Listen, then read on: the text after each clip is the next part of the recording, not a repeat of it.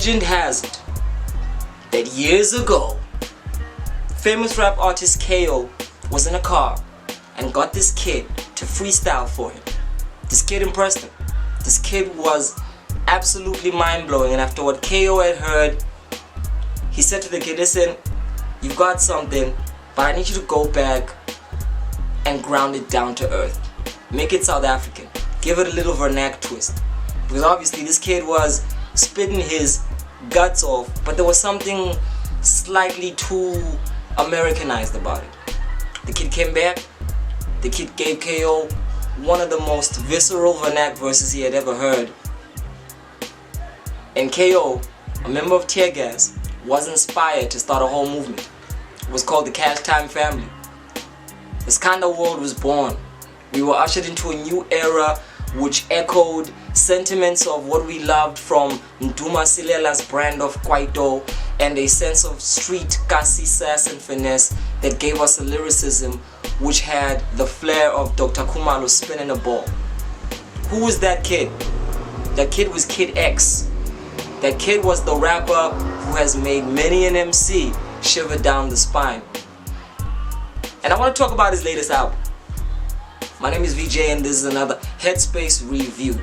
And we're talking about Father of ZEN. I want to start by saying this is X's third attempt at giving us himself through a solo project.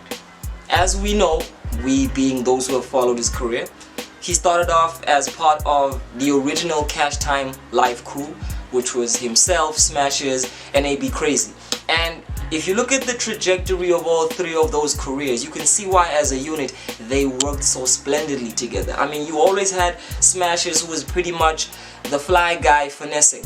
He was the kind of epitome of that Chingy-esque, Lil Wayne-esque swag rap.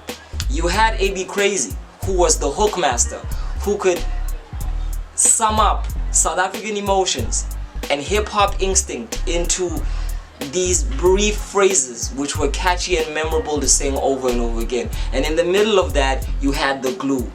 You had X. X was lyricist supreme who could translate that boom bap instinct for technical prowess into the South African instinct for flair.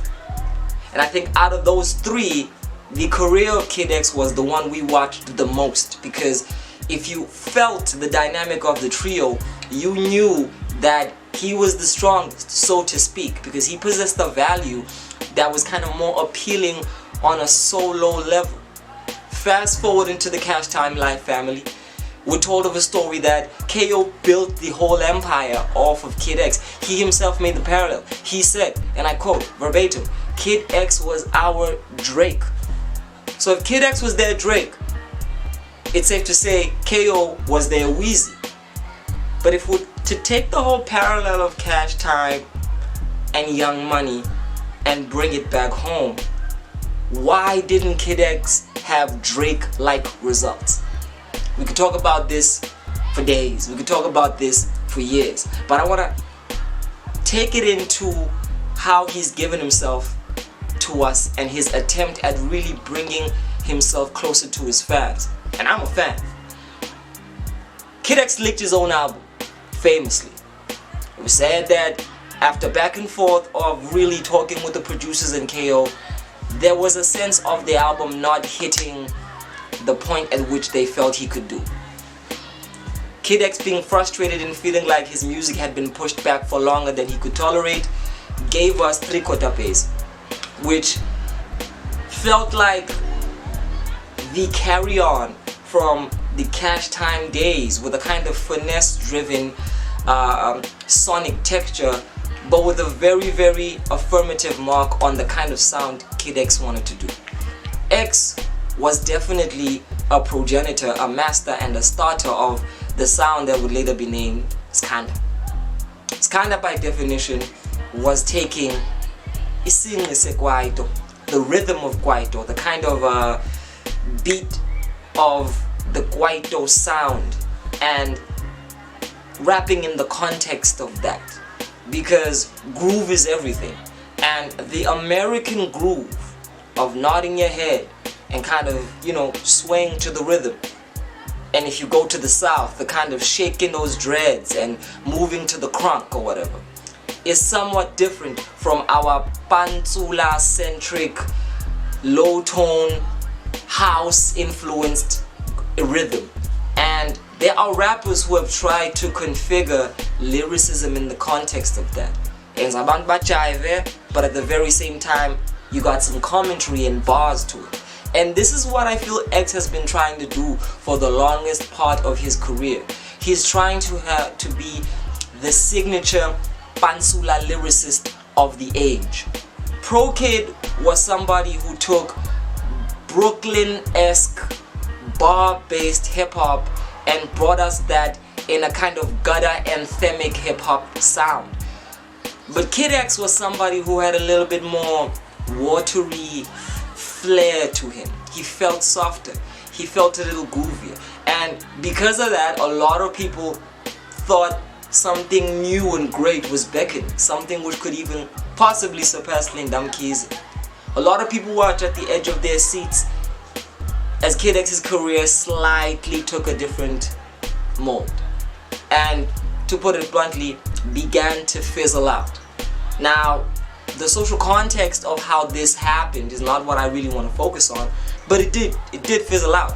He did try with a second effort, giving us Thank the King, basically placing himself in that top tier category, saying I've been rapping, I've been giving South Africans authentic lyricism. It just didn't hit. And now he tries again.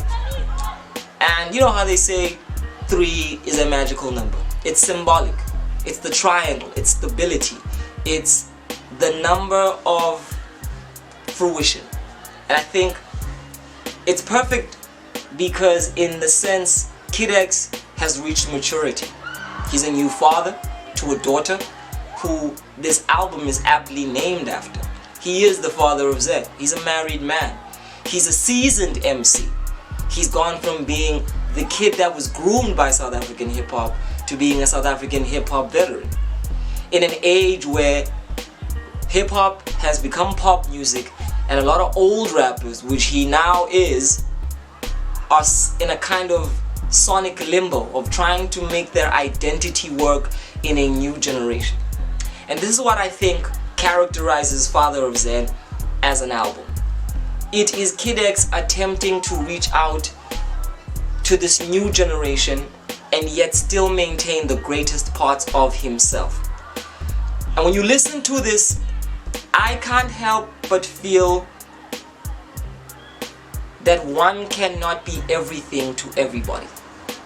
I say that because Father of ZEN is bloated.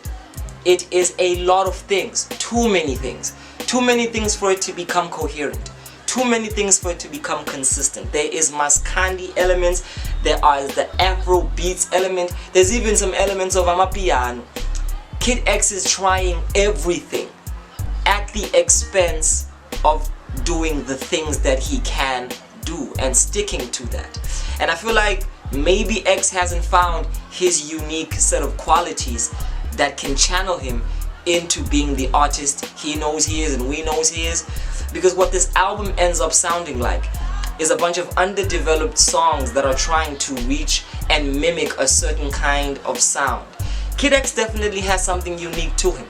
He's got his voice. Not anybody sounds like that. He's got his approach to lyricism, his technical skill of being able to rhyme vernacular with the most sophisticated of English is something that very few MCs can do in his own particular way.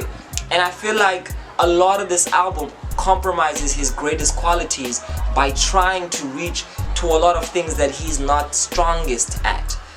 Pop culture puts artists in the position of wanting to cater to most people, and South Africa is no different. And being that our pop culture is very narrow, it's even more difficult because it tries to squeeze in a diverse array of different people into a very, very, very thin strip of sonic influences and textures. And I think artists in South Africa today, musicians in South Africa today, rappers in South Africa today, need to take a hard decision of having faith in the audiences who relate to their innermost parts and sacrificing this obsessive urge to want to be the big artist.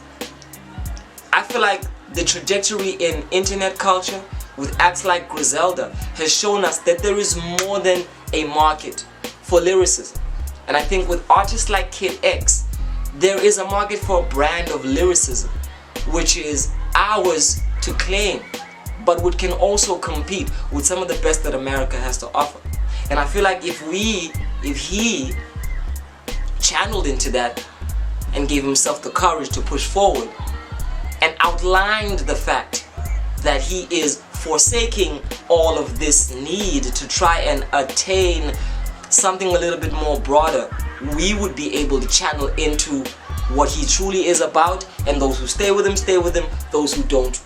And this is a hard discussion, but musically, when you listen to an artist, there is a sense of knowing where they fit in and knowing how broad that bracket is. With Kid X, instinctively, what he is good at is rapping.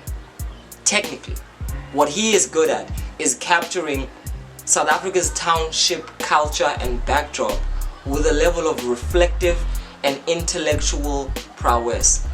And this is on the money because with Father of ZEN, he does this conceptually and symbolically and in all other ways, because ZEN is actually his daughter's actual name, but it's also influenced by where he's at in life. He's taken more to the Oriental Eastern approach of being grounded in mindfulness, calming down, looking at the fast-paced world of capitalism and saying, maybe I need to start honing what I truly am. And I feel like if you could take that same mindfulness and understand that if his music is to crystallize that thought, he can't do it by trying to jump on popular tropes like Amapiano.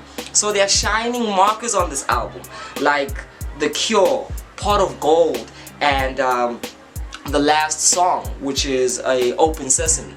These songs highlight Kid X's strong point, where he's at his most comfortable, really going into who he is as an artist, as a lyricist.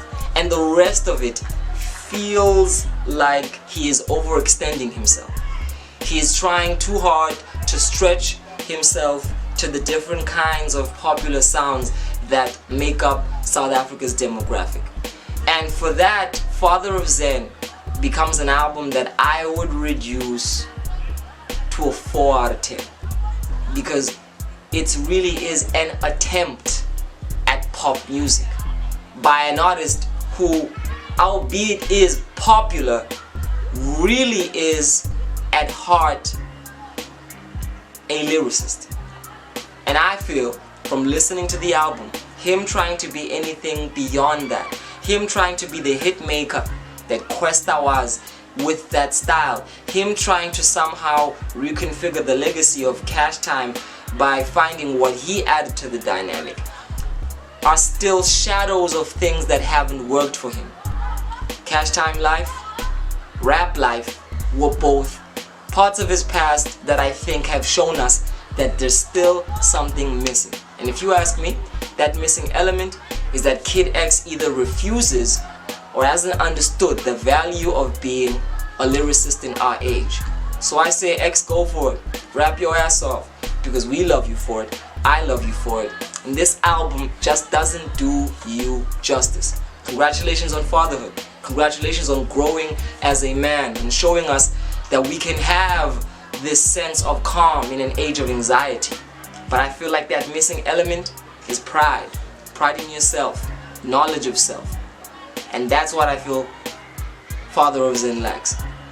He has knowledge of being in the role that he is, but maybe he just needs to tap in and realize what it is about him that speaks to the people that gravitated to him in the first place.